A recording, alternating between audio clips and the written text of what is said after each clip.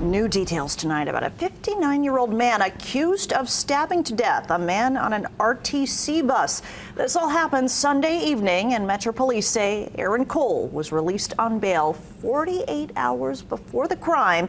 He was previously arrested for assault with a deadly weapon and carrying a concealed dangerous weapon back on February 16th. Metro says Cole stabbed the man after getting into some type of argument on the bus. He is charged with open murder.